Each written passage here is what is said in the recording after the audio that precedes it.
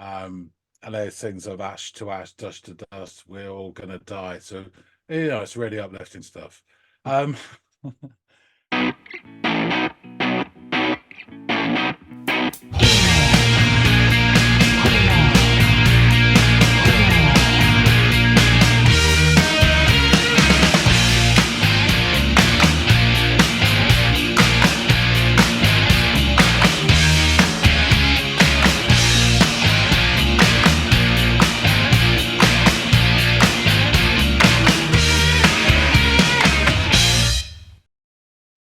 Hey, everybody, and welcome to another episode of That's Audiophiles.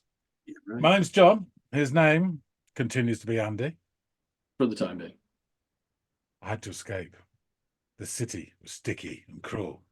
Maybe I should have called you first, but I was dying to get to you. I was dreaming while I drove the long straight road ahead. Yeah. More on that later, but first, we have a tune to listen to, Andy. We do. Reveal yourself. Well, sorry, reveal the tune. Don't reveal yourself. Not again. Not again. I think you got in a lot of trouble for that. The 3-strike rule. Remember? Yeah, exactly. Don't want to tempt fate here.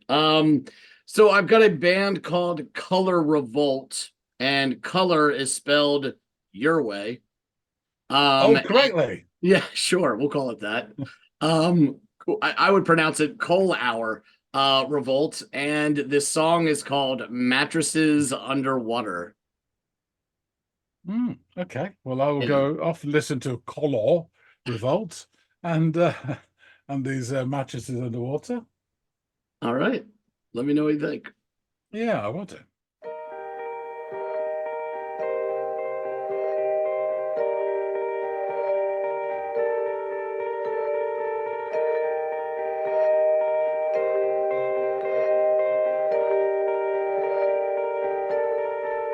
There are places. Hold on a minute. It's that nice guitar sound, and there was something chiming, but it sounded like it was going backwards. Zoom, zoom. Perhaps it's just me. I'll listen to that again.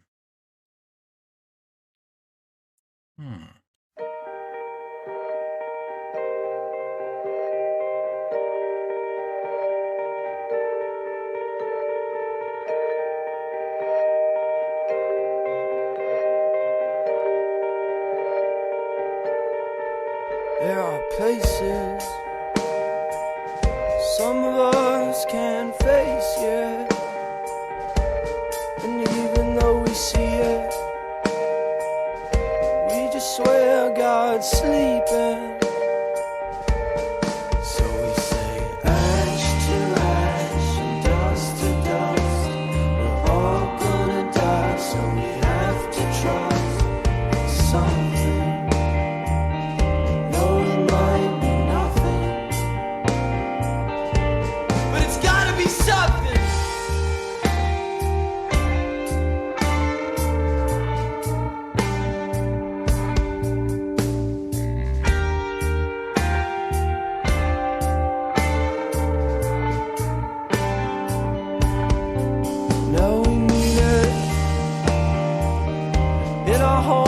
Where we're sleeping, we call it mattresses underwater. The gutters are seeping,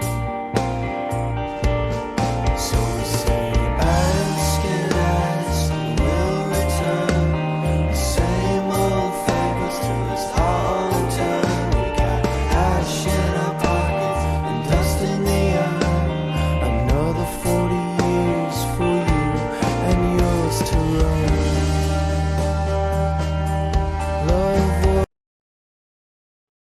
Yeah, I'm liking this. That sort of guitar-y and chimey bit at the beginning. Dare I say it? It did kind of sound like early Coldplay. But let's gloss over that. There's a bit of the way the dynamics are going. It kind of reminds me of a bit of like that Modest Mouse Float On period. Am I mad? No, it does. It does.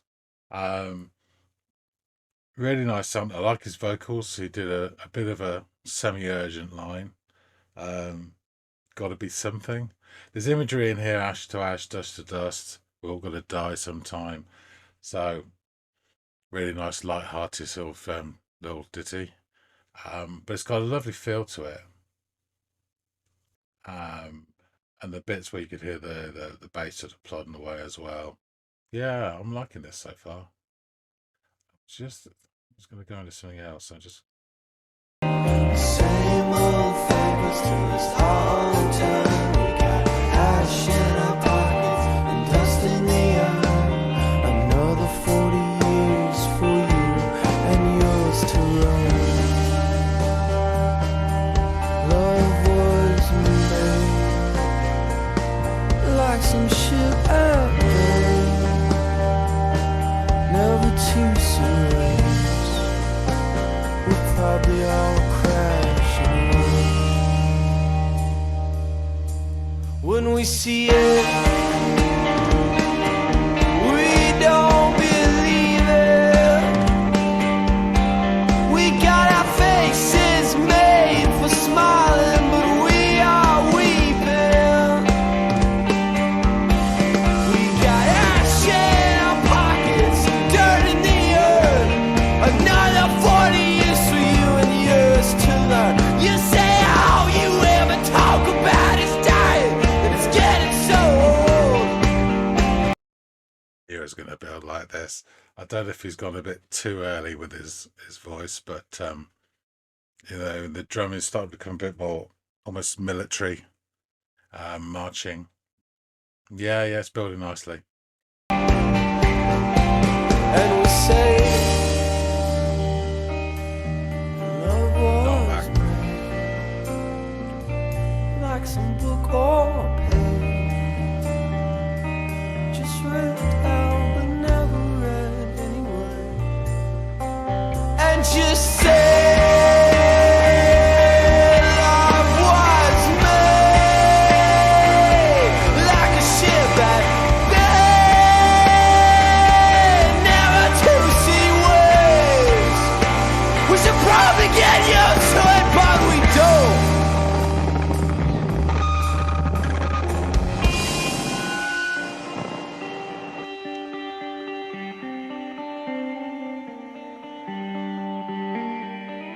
Hey, mate.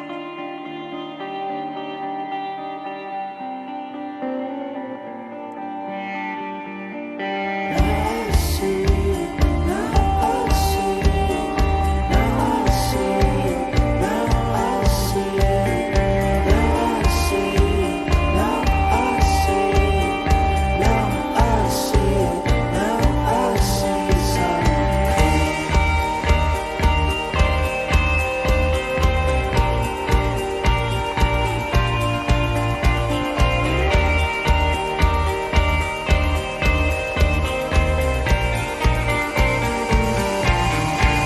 She's got her hands in her pocket and she's walking around. She's got her face made for smiling, but she's making a frown. She says all you ever talk about is laying us down. Well, if you ever see me dying, just put it in the ground.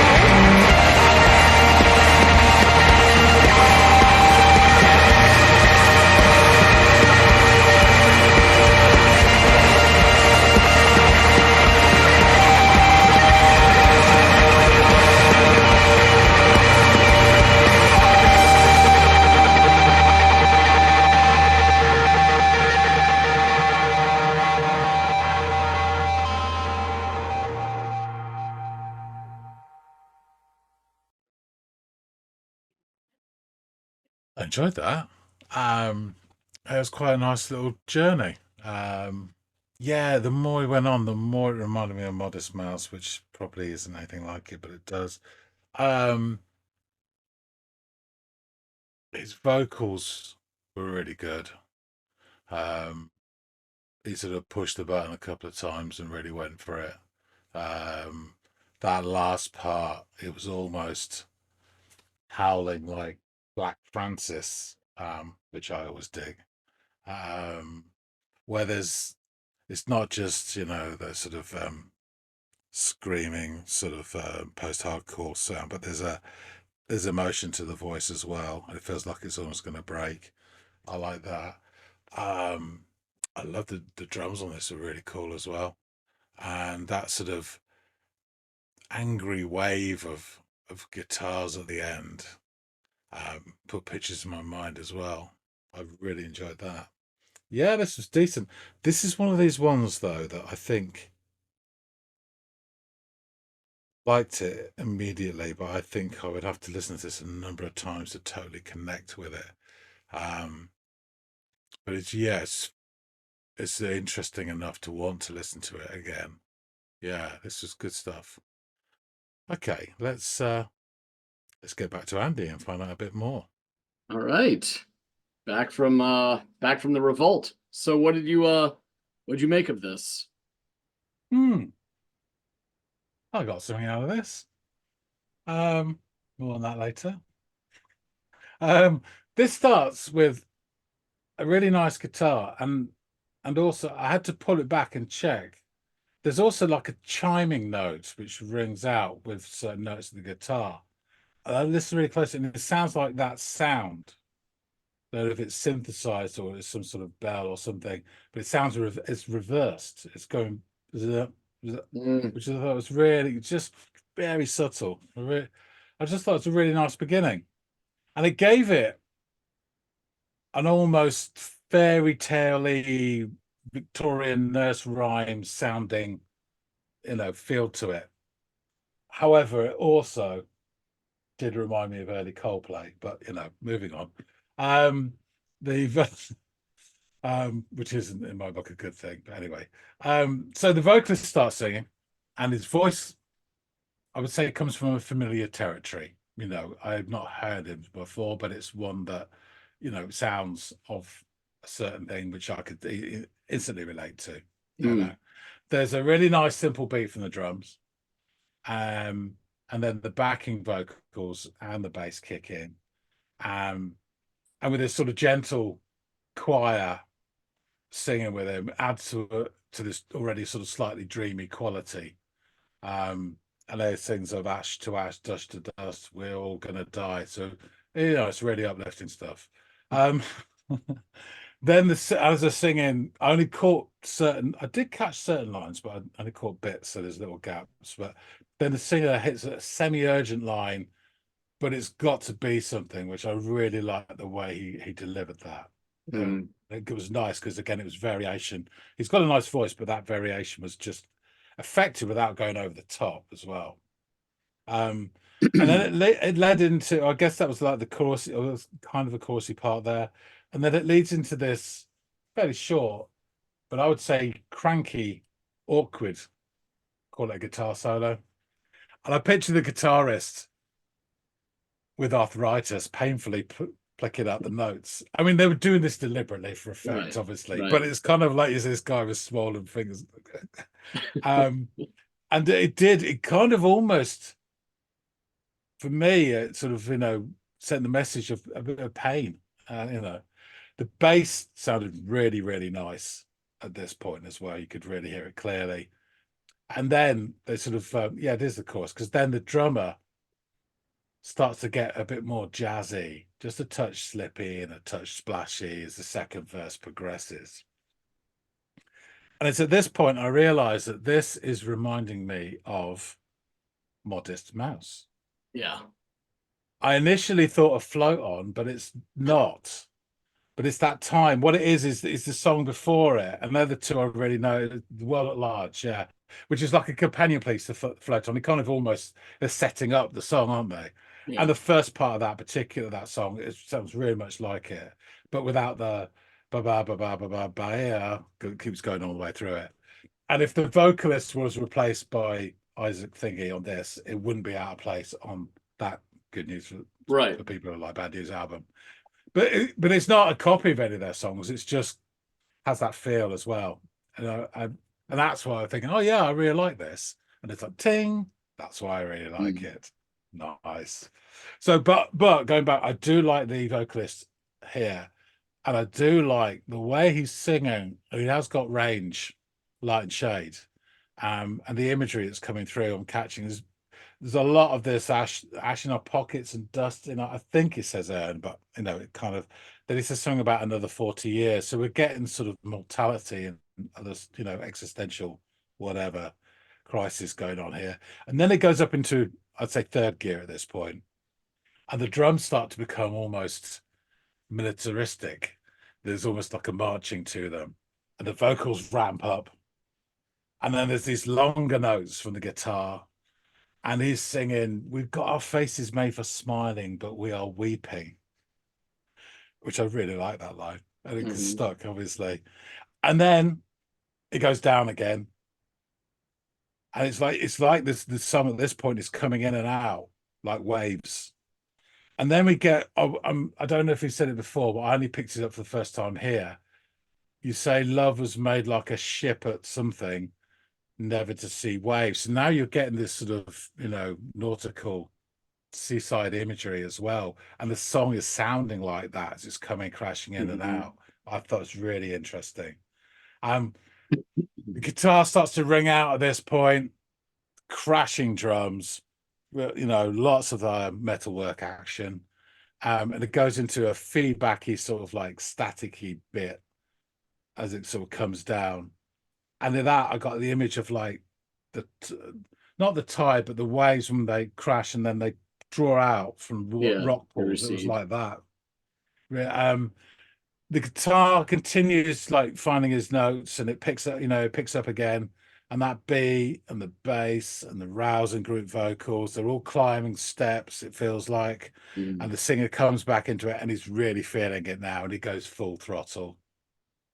And he starts singing, and I only really caught the first line of it because he starts to really go. And I think I would pick it up if I listened to it again. But she's got her hands in her pockets as she's walking around, and then, because he's almost like wailing. And at this point, kind of the way he's singing, it doesn't sound verbatim, but it's almost like a Black Francis kind of like, like he's overcome with stuff, which I love that shit.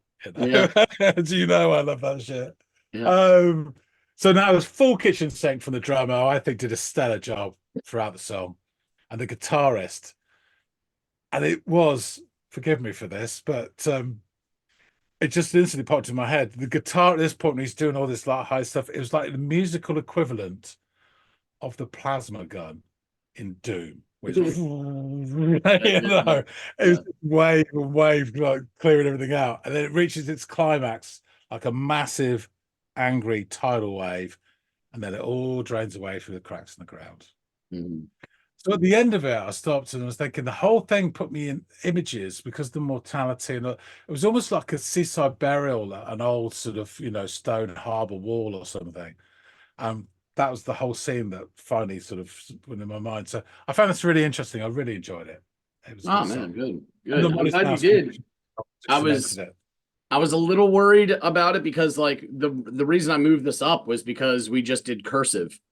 And this had elements that I thought reminded me of Cursive. So I was like, oh, let's, while we're on this. I remember thinking I wanted John's opinion on this song more than my own.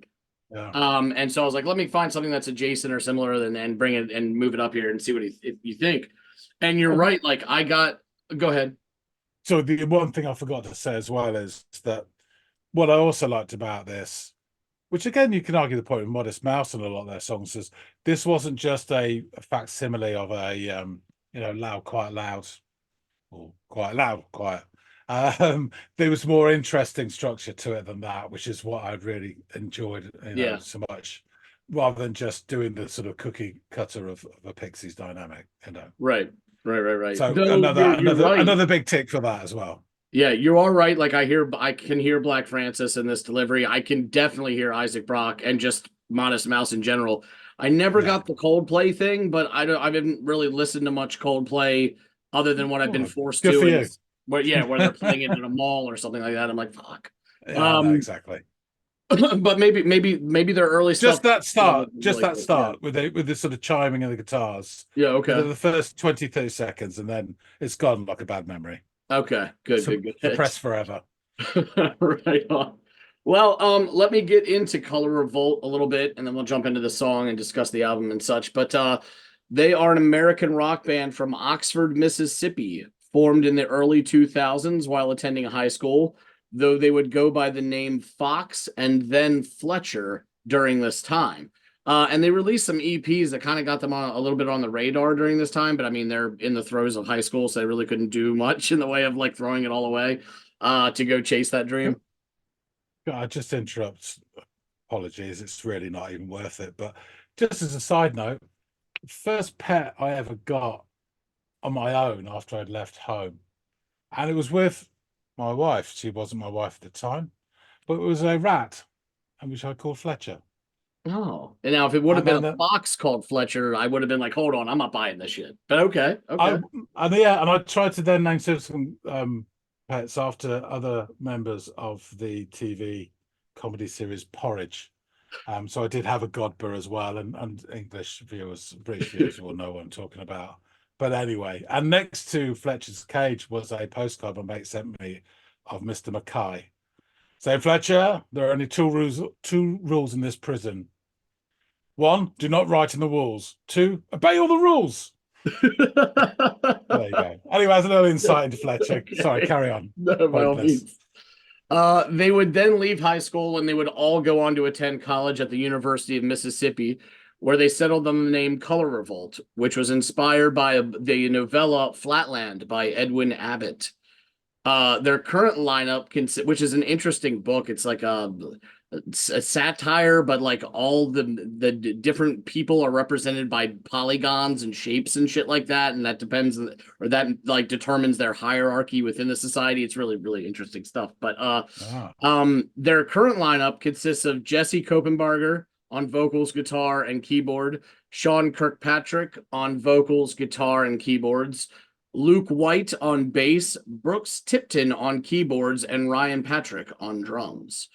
The group performed at South by Southwest and toured with bands such as Dinosaur Jr., Black Lips, Brand New, Paper Rival, Explosions in the Sky, and Manchester Orchestra, among others.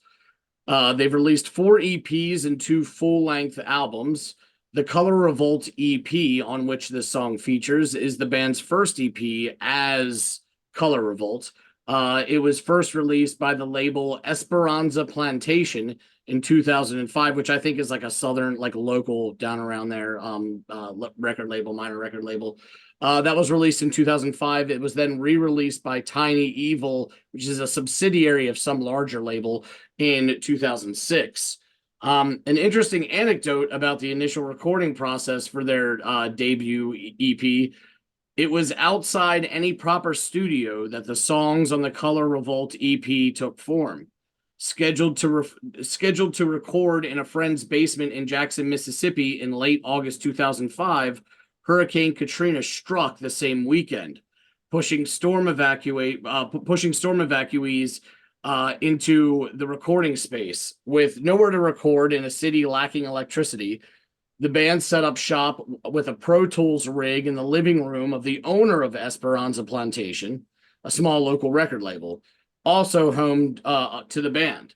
And they forced it they were forced into a DIY approach, and the band used a pair of pantyhose as a windscreen and built a vocal booth out of spare cardboard boxes and leftover brooms. So it's like your man Mike Skinner, was in the streets doing it in his wardrobe. Yeah, exactly. Cool. So a Sputnik music review would say of the EP, Color Revolt's debut blended raw, gritty post-hardcore with shimmering indie rock.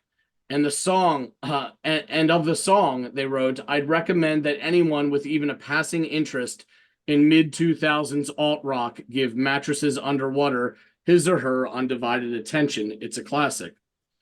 In the review of the EP, somewherecold.net says of this song, Mattresses Underwater appropriately begins as a softer, more laid-back jam, featuring watery guitar leads, gentle drumming, and Kopenbarger's passionate but understated singing. The song builds, and Kopenbarger's singing morphs into a wall over the instrumentation. Mattresses Underwater hurtles itself to an obliteration of feedback-laden guitars and perfectly emotive vocals. And now we are going to get into this, and I am losing my voice if you guys in the listening audience can't tell, so I need to wet my whistle. There are places some of us can't face yet, and even though we see it, we just swear God's sleeping. So we say, ash to ash, dust to dust, we're all gonna die, so we have to trust in something. Though it might be nothing, but it's gotta be something. Now we mean it in our homes where we're sleeping. We call it mattresses underwater, but the gutters are seeping. So we say, ask and we'll return the same old favors till it's our turn. We got ash in our pockets and dust in the urn. After 40 years for you, another 40 years for you and yours to learn. Love was made like some ship at bay, never to see waves. We'll probably all crash anyway. I love that line. Like, love was crafted in this ideal scenario in our minds, but not made for the real world and what it's going to have to endure. When we see it, we don't believe it. We've got our faces made for smiling, but we are weeping. We got ash in our pockets and dirt in the urn. Another 40 years for you and yours to learn. You say all you ever talk about is dying, and it's getting so old. And we say love was made like some book or a page just ripped out, but we never read anyway. And you say love was made like a ship at bay, never to see waves. We should probably just get used to it, but we don't. Now I see it. She's got her hands in her pockets and she's walking around. She's got a face made for smiling, but she's making a frown. She says, all you ever talk about is letting us down. Well, if you ever see me dying, just put me in the ground.